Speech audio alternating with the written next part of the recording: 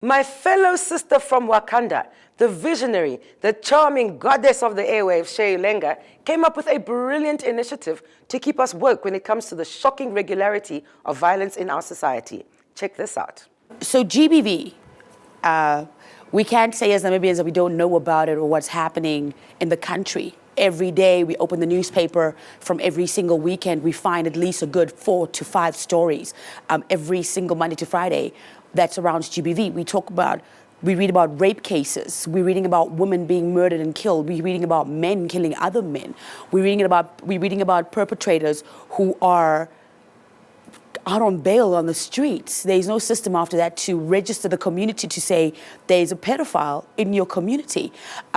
We have situations where us as peers, as people from our circles, are going into relationships where they're being abused, be it financially, sexually, be it physically, and they're not speaking up and out against it. And we've also realized that for many years, organizations and civil society and NGOs have been trying to bring the Namibian person closer, to personalize the GBV issue, but it's not working.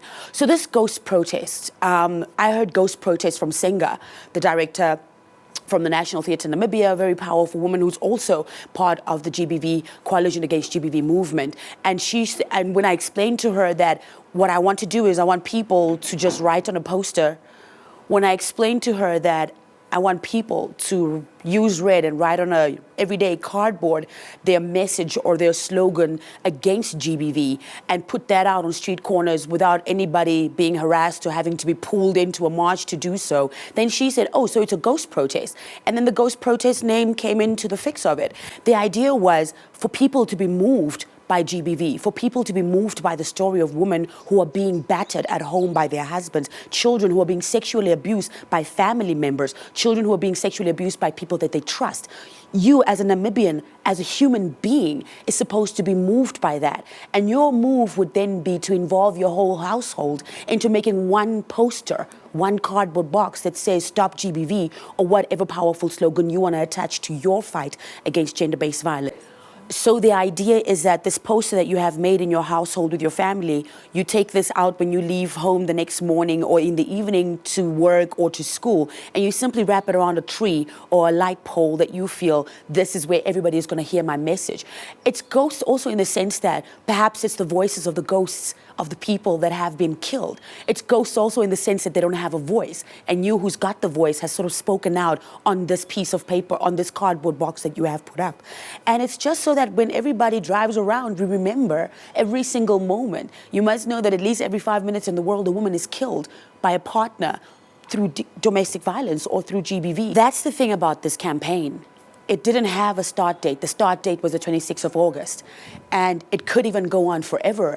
I believe that as long as there's violence in our community still, that's how long this campaign should run. That's how long it should sustain. That's how long people need to be reminded that there's violence happening in our communities. That's how long people need, it doesn't matter how long it takes, to remind us all how important our role as individuals and citizens is in this campaign, or in the role to fight GBV is. So that's it. As a Namibian young woman, I'm terrified. I don't even know which brothers are safe to date anymore because we don't know who the perpetrators are. I think it's very important for us as men to get involved in talking to men. Where's the friend telling the other friend, yo, you had too much to drink, or don't talk to your girl like that? Everybody is angry, but nobody wants to do anything about it. There comes a point where you must speak up. Nobody's naming and shaming these perpetrators of violence. Nobody's calling them out. Nobody is saying, yeah, I know you're a rapist. Doesn't mean if you buy me drinks tonight that you can have sex with me. Who's gonna speak up? Who's gonna step in and say, don't do that?